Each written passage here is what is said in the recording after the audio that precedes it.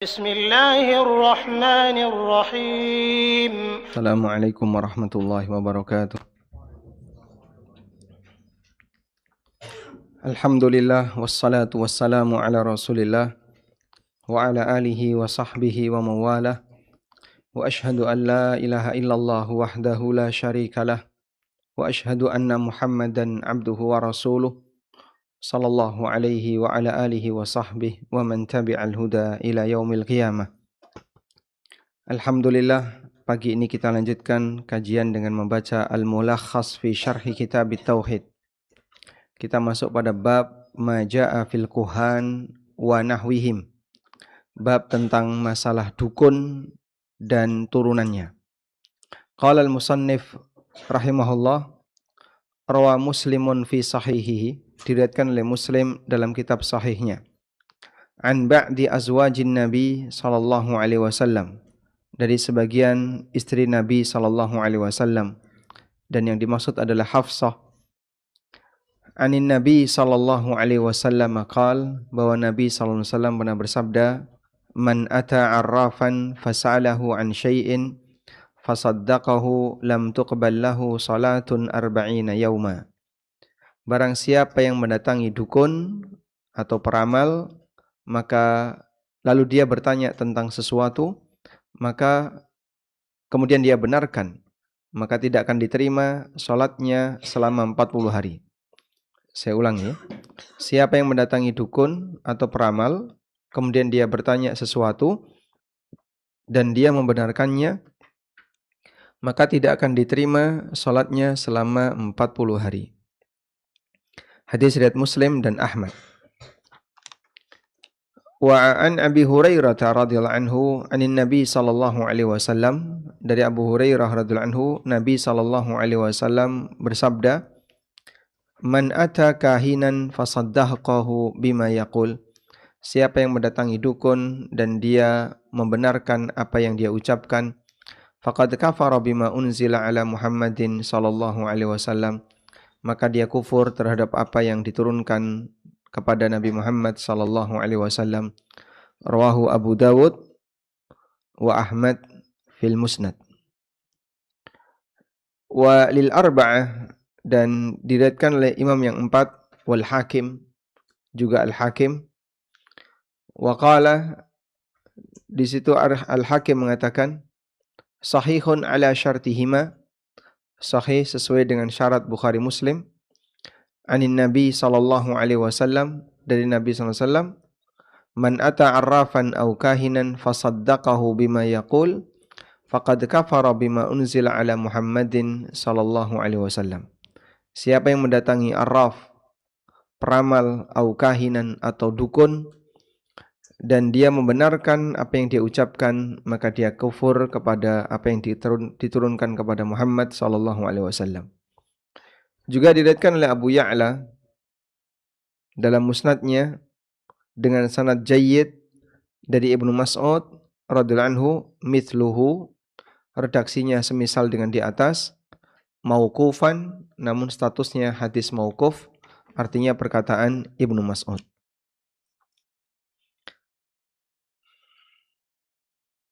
Kemudian juga hadis dari Imran bin Husain, lanjutannya, radhiyallahu anhu, secara marfu,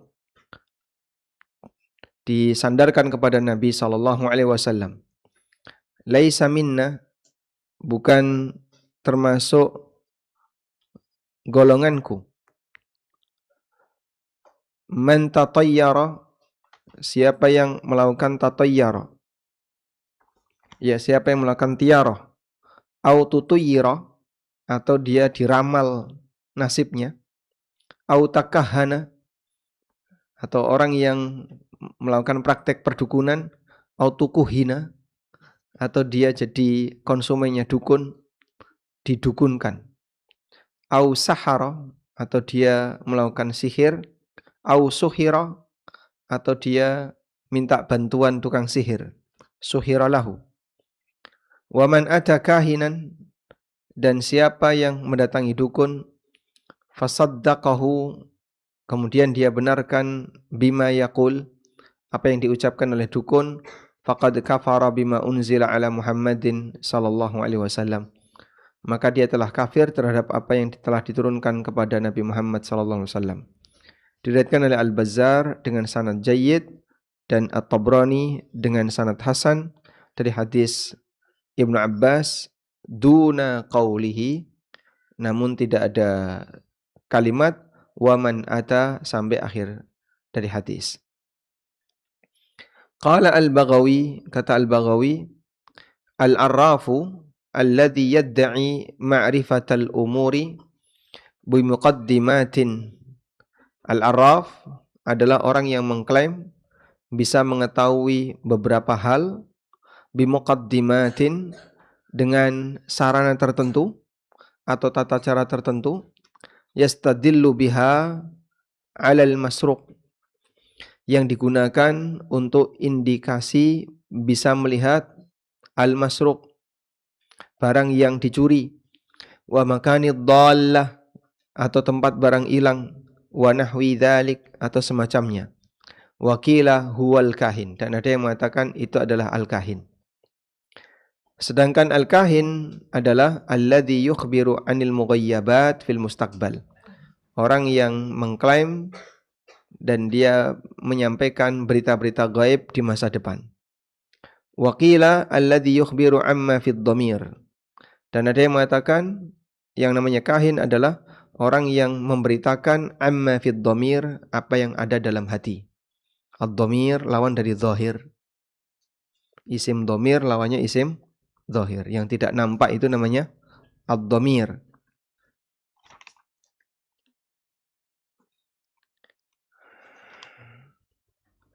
Wa qala Abul Abbas Ibnu Taimiyah. Syekhul Islam Abul Abbas Ibnu Taimiyah mengatakan al-arraf ismun lil kahin wal munajjim war rammal wa nahwihim mimman yatakallamu fi ma'rifatil umuri bihadhihi turuq. Bahwasanya al-arraf adalah nama yang digunakan untuk menyebut kahin, dukun, atau munajjim, tukang ramal pakai bintang, tukang ramal pakai siu dan turunannya. Ar-ramal juga sama, tukang ramal. Wanahwihim atau semacamnya, yang dia bicara beberapa hal tentang masalah hal yang gaib bihadi turuk, dengan aneka cara yang mereka miliki. Baik. Kemudian satu lagi, waqala Ibnu Abbas pernah mengatakan fi qaumin, tentang orang yang yaktubun, menulis, abajadun, hawazun, hatoya, lanjutannya apa itu? Itu ada urutannya ya. Abajadun, ABCD. Jadi urutan huruf hijaiyah, tapi tidak seperti kita, alif ba ta tha jim. Dia abajadun, hawazun. Ya. Wayanduruna fin nujum, kemudian dia menggunakan teori ilmu nujum. Kata Ibnu Abbas, ma'ara man fa'ala dzalika lahu indallahi min khalaq. Menurutku, orang yang melakukan tindakan semacam ini, maka dia nanti tidak punya jatah di sisi Allah. Tidak punya jatah di sisi Allah alias kafir. Karena sebutan ma lahum fil akhirati min khalaq, dia tidak punya jatah di akhirat, itu artinya orang yang keluar dari Islam. Baik. Jadi kalau kita lihat di sini dalil-dalil yang dibawakan oleh Syekh Muhammad bin Sulaiman At-Tamimi, beliau di bagian awal menyebutkan tentang hukum orang yang mendatangi dukun, lalu bertanya kepada dukun dan membenarkannya. Kemudian selanjutnya beliau menjelaskan tentang definisi dukun itu sendiri. Baik. Selanjutnya, apa bedanya perdukunan dengan sihir? Kita sudah bahas sihir, berikutnya kita membahas perdukunan. Apa bedanya perdukunan dengan sihir?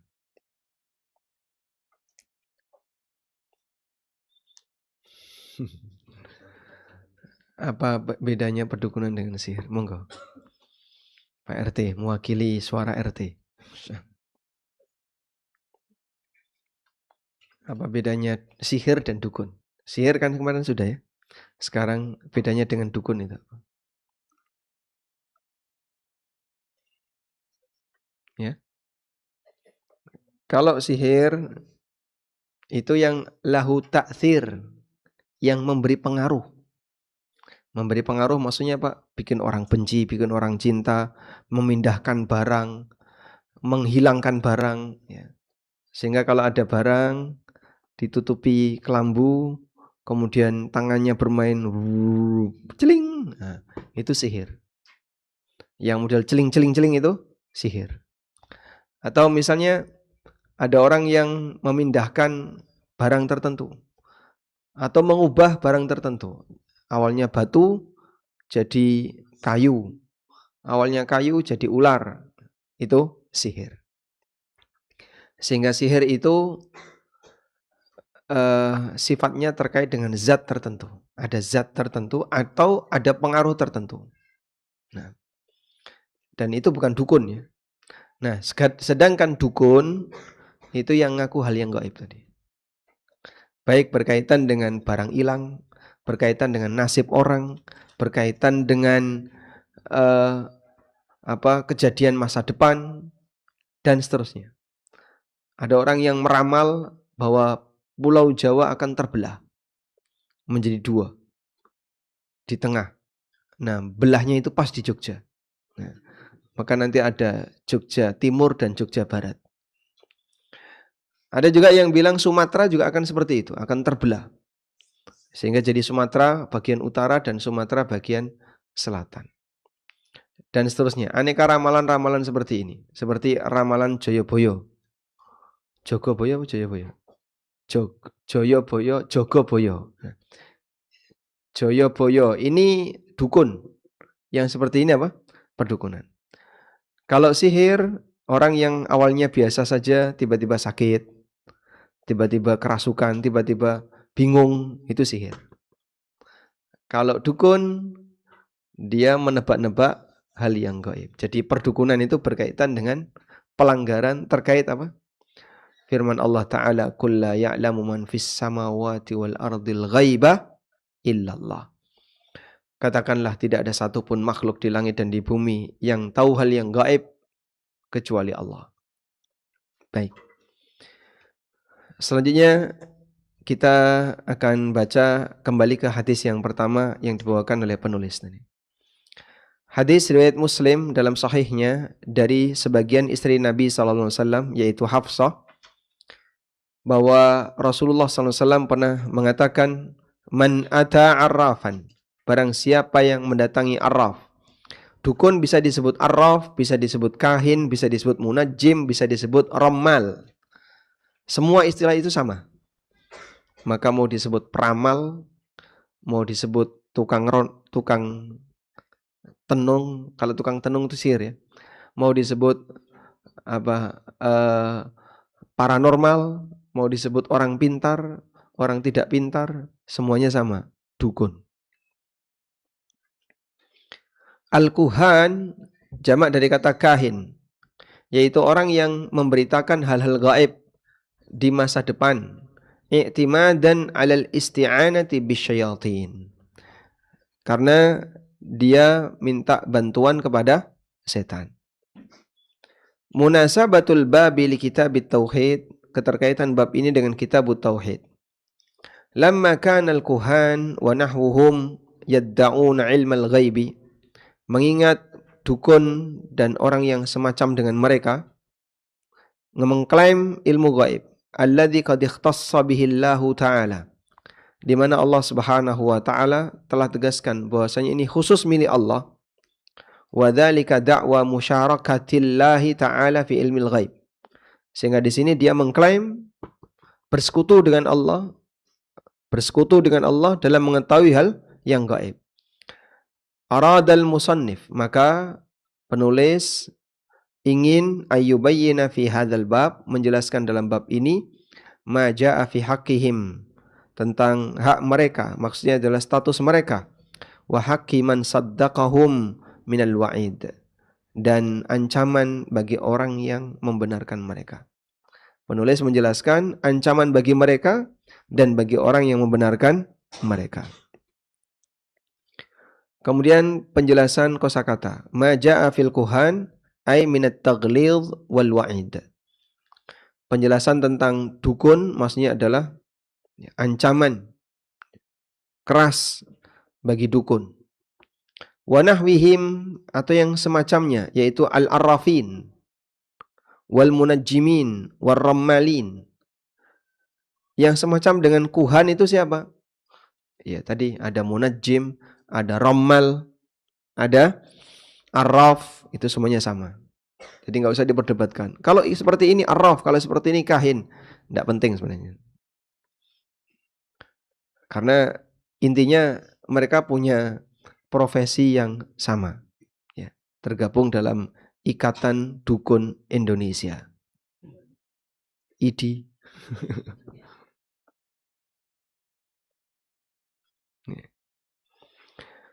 Selanjutnya, an ba'di azwadin Nabi sallallahu alaihi wasallam, dari sebagian istri Nabi sallallahu alaihi wasallam. Dan yang dimaksud adalah Hafsah.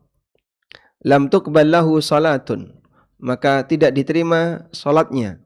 Ai la thawaba lahu fiha. Maksudnya adalah tidak ada nilai pahalanya. Walaupun kewajibannya tidak gugur, sehingga yang bersangkutan tetap harus melakukannya. Baik, sekarang kita baca al-ma'na al-ijmali lil hadis. Tafadhali.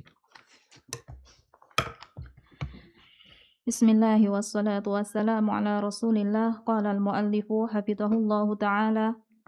Al-ma'na al-ijmali lil hadis yubayyinu sallallahu alaihi wasallam al-wa'id al-mutarattiba ala al-dhahabi ila al-kuhani wa nahwihim lisu'alihim 'anil mughayyabat allati la ya'lamuha illa Allah, anna jazaa'a man fa'ala dhalik hirmanuhu min sawabi salatihi limuddati 40 yawman litalabbusihi bil ma'siyati, wa fi hadha wa'idun syadidun wa nahyun akidun an hadzal fi'li mimma yadullu ala annahu min a'dhamil muharramat. Wa idza kana hadha jazaa'u man atal kahina fa kaifa bi jazaa'il kahini nafsihi. Na'udzu billahi min dzalik wa nas'alul 'afiyata wa nas'alahul 'afiyah. Munasabatul hadisi lil bab anna fihi an-nahya an ityanil kuhani wa nahwihim wa an tasdiqihim limunafatihi litauhid. Ma yustafadu minal hadis al-awwal al-man'u minadh dhahabi ilal kuhan wa su'alihim 'anil mughayyabat wa tasdiqihim fi dhalika wa annahu kufrun. Ats-tsani tahrimul kahanati wa annaha min akbaril kabair.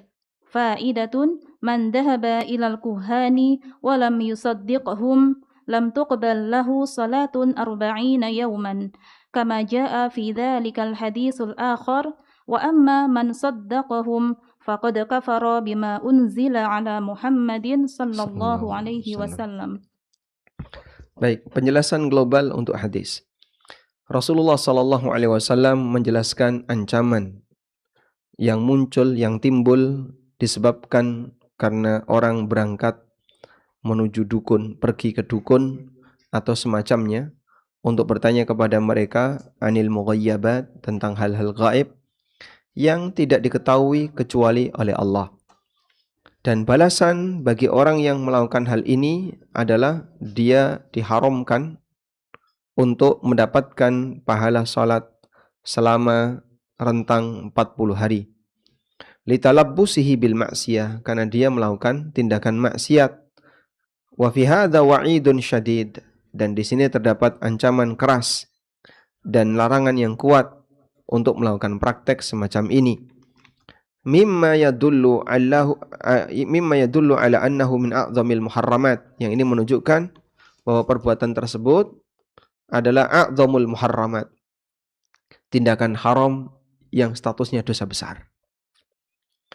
Dan hilangnya amal itu salah satu indikator perbuatan kekufuran. Nah, di sini yang dinyatakan amalnya tidak diterima salat. Jika salat saja tidak diterima, apalagi amal yang lebih tidak lebih afdal dibandingkan salat. Kalau salat adalah afdalul a'mal, berarti amal yang tidak lebih afdal dibandingkan salat juga tidak diterima. Wa in kana hadza jazaa'u man atal kahina wa idza kana hadza jazaa'u man atal kahin, jika ini merupakan balasan bagi orang yang mendatangi dukun, fa kaifa bi jazaa'il kahin nafsihi, lalu bagaimana dengan balasan untuk dukunnya sendiri? Na'udzubillahi min dzalik wa nas'aluhu al-afiyah. Kita berlindung kepada Allah dari hal itu dan kita mohon kepadanya keselamatan. Selanjutnya, keterkaitan hadis dengan bab ini. Dalam hadis ini terdapat larangan untuk mendatangi dukun atau semacamnya dan membenarkan mereka limunafati litauhid. Karena ini bertentangan dengan prinsip tauhid. Apa prinsip tauhid di sini?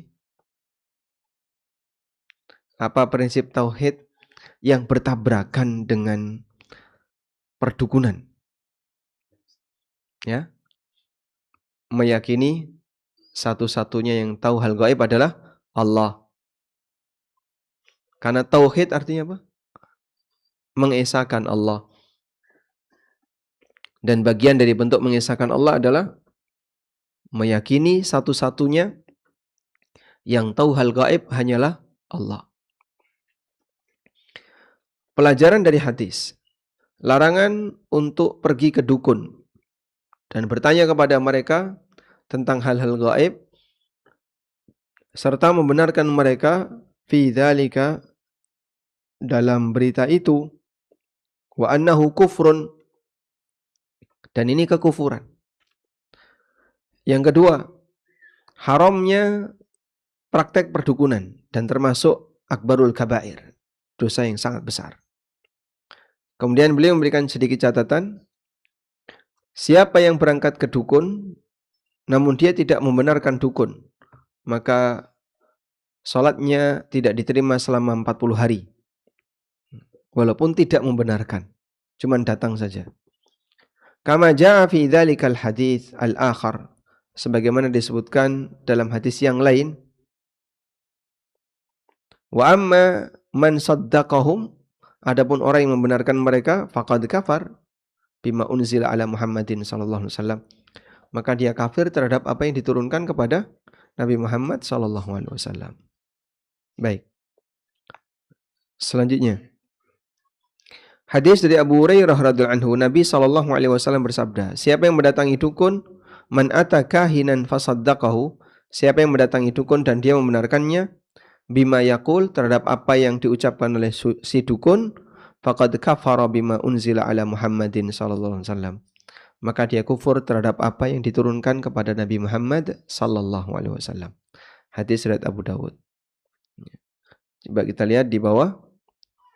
Bima unzila ala Muhammadin, yang diturunkan kepada Nabi Muhammad sallallahu alaihi wasallam, ay al-kitab was sunnah.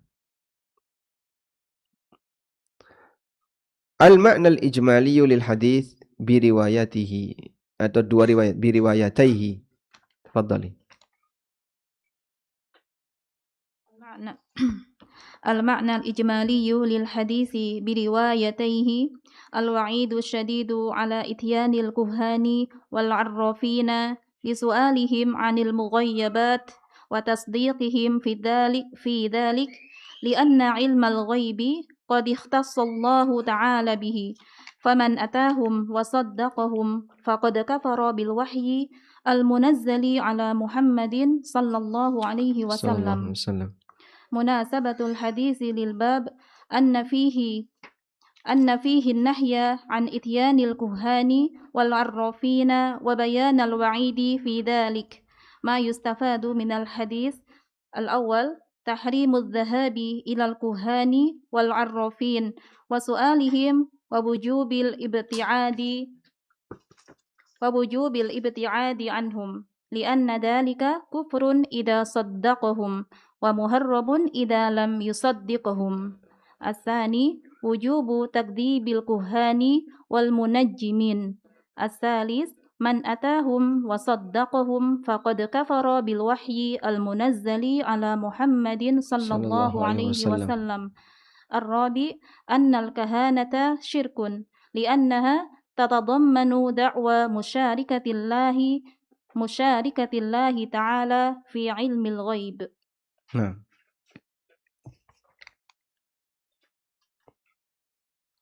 penjelasan global dari dua hadis di atas, yaitu hadis Abu Hurairah, terus hadis bawahnya itu. Hadis riwayat Al-Hakim yang dinyatakan sahih sesuai dengan syarat Bukhari Muslim. Kitabnya Al-Hakim judulnya apa? Al-Mustadrak ala Sahihain. Koreksi Sahih Bukhari Muslim. Al-Mustadrak itu artinya koreksi. Koreksi dalam hal ini bisa bentuknya menambahkan yang tidak ada atau mengurangi yang kelebihan. Nah, yang dilakukan oleh Al-Hakim itu menambahkan yang tidak ada. Jadi ceritanya, Al-Hakim ini seorang ahli hadis. Al-Hakim ini gelar ya. Jadi gelar ahli hadis itu bertingkat. Salah satunya ada Al-Hakim. Di atasnya Al-Hakim masih ada Al-Hafidh. Di atasnya lagi ada Al-Amirul Mu'minin fil hadis. Ada Al-Hujjah.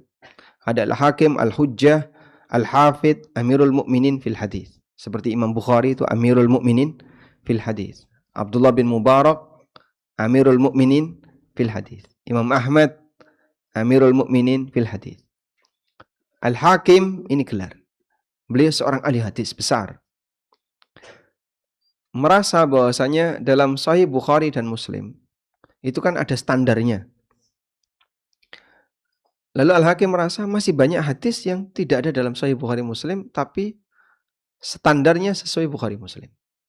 Akhirnya beliau kumpulkan itu, jadilah kitab Al-Mustadrak ala Sahihain. Koreksi untuk Sahih Bukhari Muslim. Sudah?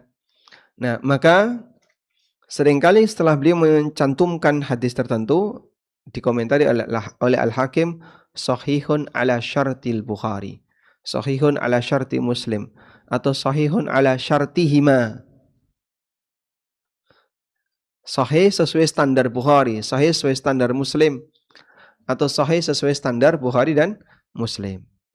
Cuman ternyata penilaian Al-Hakim ini masih menuai banyak kritikan. Akhirnya diteliti oleh Az-Zahabi rahimahullah. Nah, kemudian di situ beliau kasih catatan. Makanya seringkali ada kalimat waqala al-Hakim sahihun ala syartihi, ala syartil Bukhari atau syarti Muslim. Wa wafaqahu Az-Zahabi, dan disetujui oleh Az-Zahabi. Nah, jadi double takhrij. Hakim mentakhrij, Az-Zahabi ikut mentakhrij. Dan kadang Az-Zahabi juga nggak ngasih komentar. Kadang didhaifkan oleh Az-Zahabi. Selanjutnya, penjelasan global dari dua hadis di atas.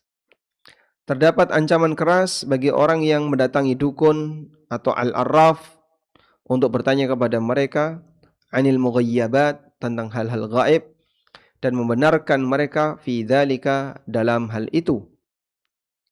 Lianna ilmal ghaibi, karena yang namanya ilmu ghaib qad ikhtassallahu ta'ala bihi, hanya milik Allah semata. Maka siapa yang mendatangi mereka dan membenarkan mereka, berarti dia telah kufur dengan wahyu yang diturunkan kepada Nabi Muhammad sallallahu alaihi wasallam. Munasabatul hadits lil bab, keterkaitan hadis dengan bab ini. Anna fihi nahya, di sana ada larangan untuk mendatangi dukun atau arraf, wa bayanal wa'idi fi dzalika, dan penjelasan ancaman dalam masalah ini. Ma yustafadu minal hadis, pelajaran yang bisa diambil dari hadis, haramnya pergi ke dukun atau arraf dan bertanya kepada mereka, serta wajibnya menjauhi mereka, karena ini merupakan kekufuran jika mereka membenarkannya, dan haram jika mereka tidak membenarkannya. Yang kedua, wajib mendustakan dukun wal munajjimin, dan dukun. Al-munajjim sama ya, dukun dan peramal. Yang ketiga, siapa yang mendatangi mereka dan membenarkan apa yang mereka ucapkan, maka dia kufur dengan wahyu yang diturunkan kepada Nabi Muhammad sallallahu alaihi wasallam. Bahwasanya perdukunan yang keempat, bahwa perdukunan itu syirik karena di situ ada klaim musyarakatillahi ta'ala fi ilmil ghaib. Allah Ta'ala bersekutu. Dia bersekutu dengan Allah dalam mengetahui hal yang gaib. Kongsi dengan Allah dalam mengetahui hal yang gaib. Baik. Sekarang kita akan berikan catatan berkaitan dengan hukum mendatangi dukun. Pertama, untuk hukum dukunnya sendiri, dia kafir jika dia satu, mengaku tahu hal yang gaib, bukan nipu ya, tapi mengaku. Karena ada dukun penipu, dia nggak meyakini kalau dirinya tahu hal yang gaib, tapi dia nipu. Sebentar, aku bisa ceritakan tentang masa silammu dan nasibmu di masa mendatang. Aku tahu kau akan mati. Apa yang ngerti? Jadi dia ngeramal jodoh, dia ngeramal ajal, dia ngeramal rezeki, dia ngeramal bahkan sampai kerjaan dan seterusnya. Nah, ini berarti dia bicara hal yang gaib di masa mendatang. Dukunnya seperti ini, kalau dia nggak yakin, saya juga nggak tahu sebenarnya. Cuman ya pura-pura saja. Tapi nggak tahu kok orang pada percaya sama aku. Jadi yang goblok sing ndi. Nah, kalau ini hapus-hapus ya, dia cuman ngapusi. Kemudian ada dukun yang dia punya link dengan setan. Nah, punya link dengan setan. Sehingga dia menerima berita gaib dari setan. Setelah setan itu mencuri berita langit, kemudian dia dilempar dan berhasil kabur, lalu dibisikkan di telinganya dukun. Kemudian dicampur dengan berapa? 100 kedustaan. Maka dalam kondisi ini dia tahu hal gaib melalui berita hasil setan mencuri berita langit. Ini musyrik gak sih Pak? Ini musyrik dari sisi dia ketika melakukan hubungan dengan setan itu pasti ya, dia akan memberikan persembahan kepada setan. Jadi syiriknya nanti syirik uluhiyah. Baik. Sehingga kondisi dukun ada 3 dalam hal ini. 1, mengklaim tahu hal yang gaib. Ini syirik karena dia menyatakan dirinya sama sebagaimana Allah dalam masalah mengetahui hal gaib. Yang kedua, penipu. Ya, ini pelaku dosa besar. Walaupun dia tidak sampai syirik. Yang ketiga, dia dapat bisikan dari jin yang mencuri berita dari langit. Kalau yang seperti ini, dia telah melakukan syirik uluhiyah. Karena apa tadi? Melakukan persembahan kepada jin. Sudah? Tapi kalau dia tidak melakukan persembahan dengan jin, Pak. Misalnya ada jin yang tiba-tiba ngabari. Dia memberitahu. Wallahu alam, untuk yang kasus seperti ini, walaupun jarang ya, tapi pernah terjadi di zaman Amirul Mukminin. Imam Ibnu Utsaimin rahimahullah pernah bercerita tentang itu. Saya lupa antara di Qaul Mufid ataukah Syarah Kitab Tauhid Sahih Bukhari. Antara 2 kitab itu. Bahwa ada rombongan kaum muslimin bersama Amirul Mukminin Umar. Nah, waktu itu mereka kehilangan Umar. Di mana Amirul Mukminin? Dari tadi kok nggak kelihatan. Akhirnya mereka bingung, dicari-cari kemana-mana nggak nemu. Terus ada seorang wanita yang memberitakan, Amirul Mukminin saat ini sedang di kampung A, beliau sedang melihat peternakan onta di sana.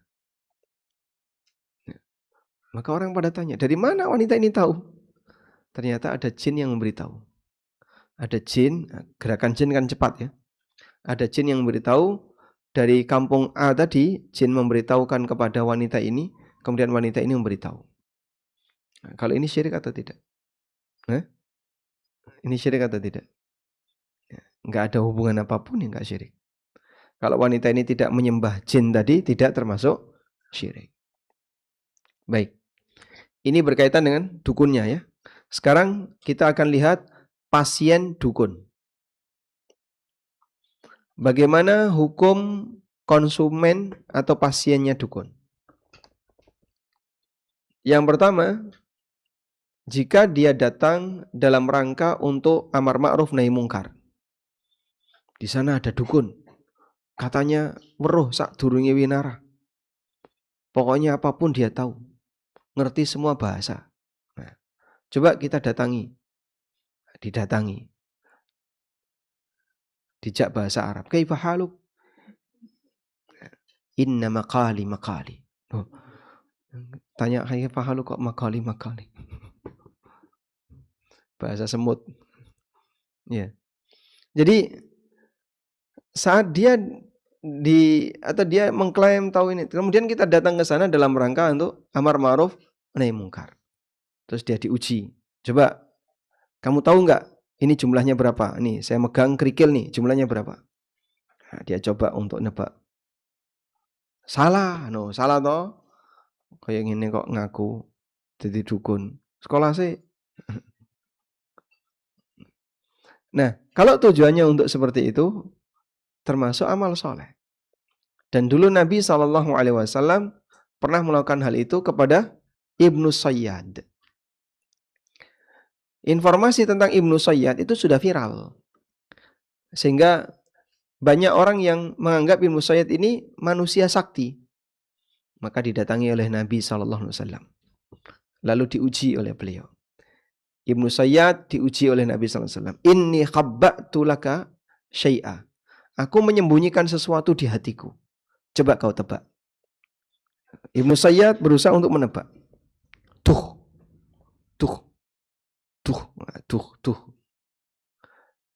Lalu Rasulullah SAW mengatakan, Ikhsa' fa innaka lan ta'dua qadrak. Menyingkir wahai orang hina, kau tidak akan mampu untuk melakukan sesuatu melebihi dari kemampuanmu. Kau tidak akan bisa melebihi dari kemampuanmu. Namanya manusia tidak akan mampu untuk melakukan lebih dari kemampuannya. Tapi di Ibnu Sayyad ini sudah mendekati. Yang disimpan oleh Nabi SAW itu dukhan. Kata yang disimpan dalam hati Nabi SAW, beliau menyimpan kata apa? Dukhan. Ibnu Sayyad sudah bisa menebak sampai duh. Kurang khon. Salah itu. Baik. Sehingga kalau datang dalam rangka amar ma'ruf nahi mungkar, hukumnya apa? Hukumnya dianjurkan. Ya, misalnya kalau ada dukun di sekitar Wirokerten atau di sekitar Pleret, kecamatan Pleret, maka coba diuji orang ini untuk dipermalukan. Yang kedua, mendatangi dukun dalam rangka penasaran, terus ingin tahu. Nah, nanti ya nggak ada keinginan untuk percaya, cuman ingin tahu saja. Sehingga nonton ada orang diramal, nonton ini. Nah, seperti ini hukumnya terlarang, haram. Namun apakah sampai mengancam keabsahan salat? Wallahu a'lam. Keterangan sebagian ulama yang saya dapatkan tidak sampai pada tingkatan itu. Dan ini berkaitan dengan, atau dalilnya adalah ada seorang sahabat yang mengatakan, ya Rasulullah, di tempat kami ada banyak dukun dan kami suka mendatanginya. Lalu Nabi SAW mengatakan, fala ta'tihi. Kalau begitu janganlah kalian mendatanginya. Jadi cuma begitu saja hadisnya.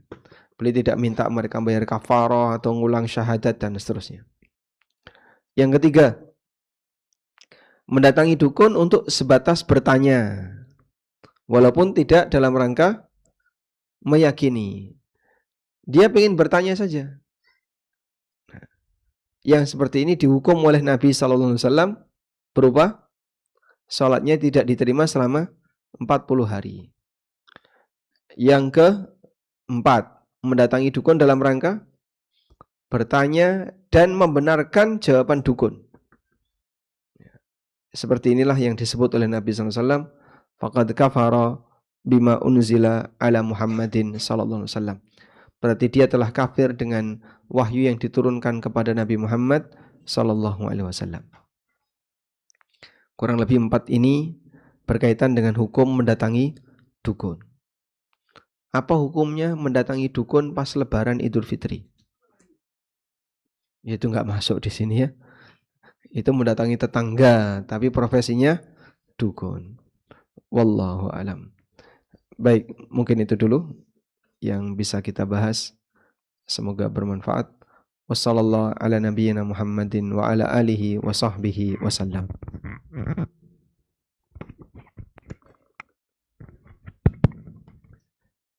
Ustaz, jazakallahu atas penjelasannya dari sebagian bab di kitab ini. Izin bertanya Ustaz, saya izin bertanya. Untuk tafsil mengenai hukum kekafiran mendatangi dukun dan tukang ramal di sini sampai mana Ustaz?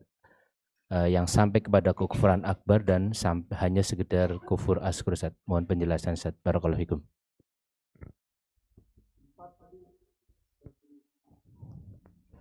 Tes. Yang 4 tadi. Seperti 4 yang kita sudah sampaikan tadi.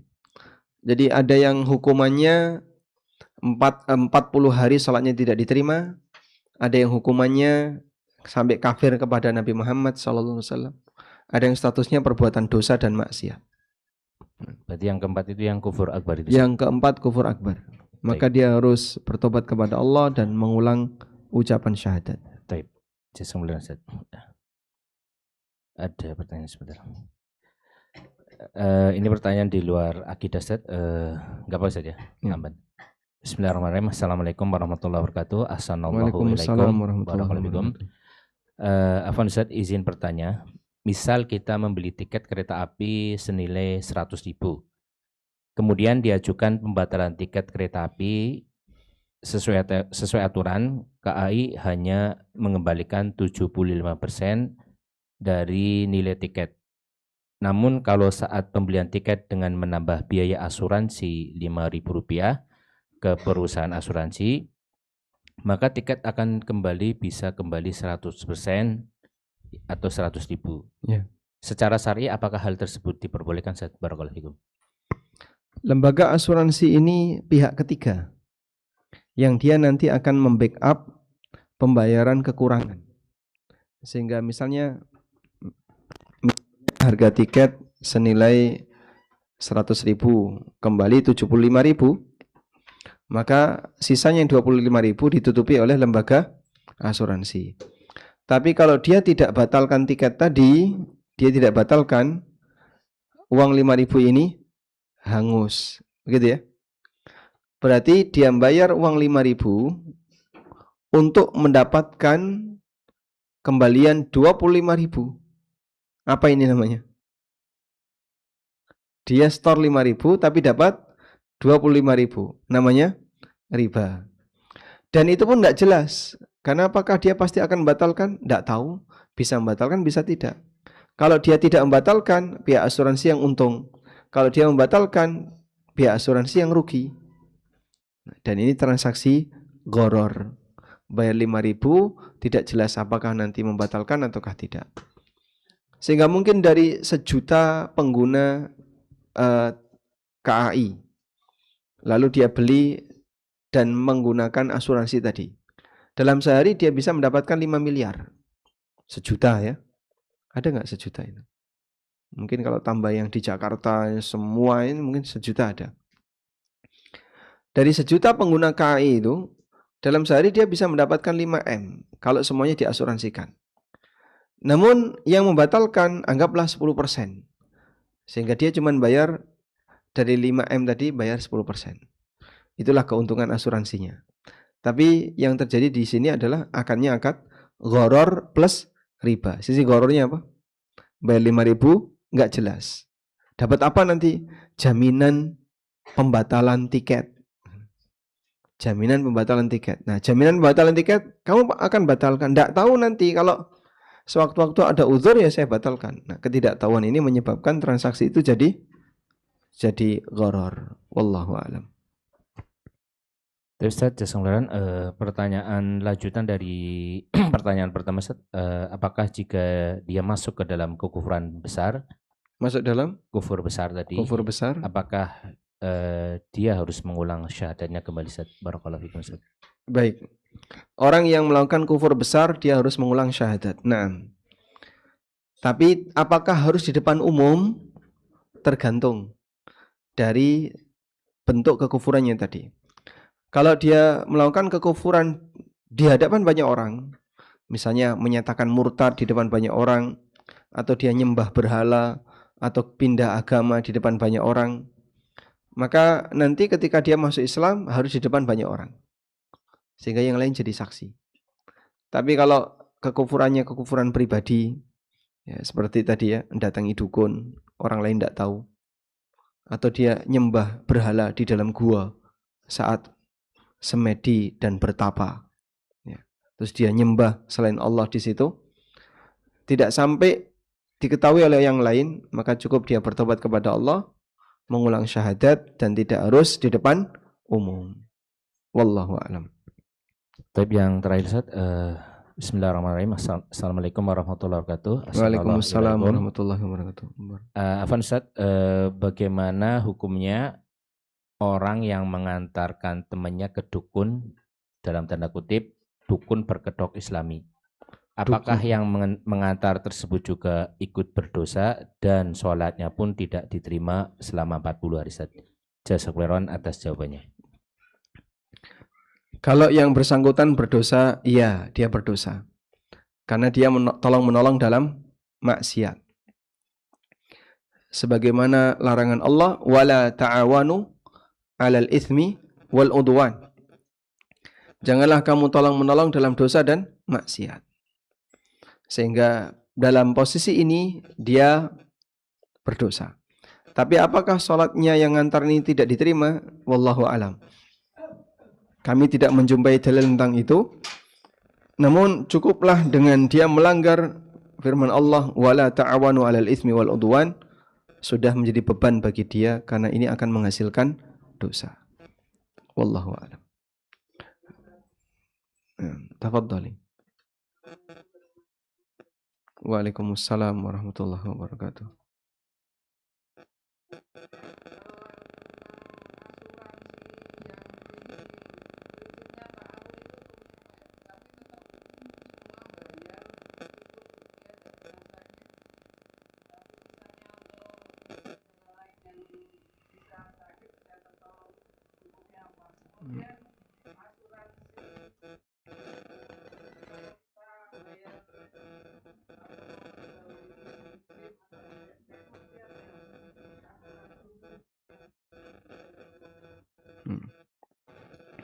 Saya bacakan dulu ini ya, hadis untuk menjawab tadi. Anda bertanya tentang apa hukumnya asuransi ta'awun. Semua disuruh bayar, kemudian nanti dipakai untuk santunan orang yang membutuhkan. Atau asuransi yang diterapkan oleh pemerintah, perpanjangan STNK, nanti dia bayar jasara harja. Apakah asuransi seperti ini boleh? Saya bacakan dulu hadis berikut ini. Hadis riwayat Bukhari Muslim. Dari Abu Musa al-Ash'ari radhiyallahu anhu, Nabi Muhammad SAW pernah mengatakan, Innal Ash'ariyin, sesungguhnya suku Ash'ari, idza armalu fil ghazwi, kalau mereka kehabisan bekal ketika perang, au qalla ta'amu iyalihim bil Madinah, atau sumber makanan mereka di Madinah itu kurang untuk keluarga mereka. Karena Asy'ari ini datang dari mana? Yaman. Orang-orang Yaman yang datang ke Madinah untuk belajar Islam. Dan jumlahnya banyak. Salah satu yang terkenal Abu Musa al-Ash'ari. Siapa nama aslinya? Abdullah bin Qais. Abu Musa al-Ash'ari radhiyallahu anhu, beliau bersama dengan Asy'ari yang lain. Nah, keluarganya ada di situ. Kalau kemudian jatah makanan keluarganya ini kurang, sudah mulai kehabisan, kata Rasulullah SAW, jama'u ma kana indahum fi thawbin wahid. Maka sisa-sisa makanan yang mereka miliki dikumpulkan dalam satu kain. Tsumma qtasamuhu bainahum fi ina'in wahidin bisawiyah. Kemudian setelah itu dibagikan kepada semua mereka dengan pembagian yang sama. Kemudian Nabi SAW mengatakan, fahum minni wa ana minhum. Mereka bagian dariku dan aku bagian darinya. Kalau dalam hadis yang lain Nabi SAW ngasih ancaman, laisa minna, bukan bagian dari kami. Kalau di sini Nabi SAW mengatakan, fahum minni wa ana minhum. Kebalikannya ya. Berarti Nabi SAW apa? Setuju, mendukung kegiatan itu. Nah, hadis ini yang dijadikan alasan berkaitan dengan asuransi sosial atau asuransi ta'awuni tadi. Modelnya gimana sih Pak? Kok itu disebut sebagai asuransi ta'awuni? Ceritanya begini. Ketika orang-orang Asy'ari tadi kekurangan makanan, terus mereka mengumpulkan sisa-sisa makanan yang mereka miliki, berarti iurannya sama atau tidak? Beda. Sehingga ada yang masih punya banyak. Ada yang tinggal punya sedikit, ada yang cuma punya sedikit sekali, dan seterusnya. Beda-beda iuran. Sudah? Setelah itu dikumpulin, dicacah-cacah, diremuk rotinya. Setelah remuk jadi kecil-kecil, dibagikan secara merata. Sehingga dalam kondisi ini ada yang nyumbang banyak dapat sedikit, ada yang nyumbang sedikit dapat banyak. Tapi ini disetujui oleh Nabi SAW. Nah, analogi dengan ini adalah kasus asuransi yang sifatnya ta'awuni. Asuransi ta'awuni itu tujuannya murni untuk sosial, tidak ada embel-embel komersil, tidak ada keinginan untuk mengambil untung. Misalnya satu RT berapa kakak?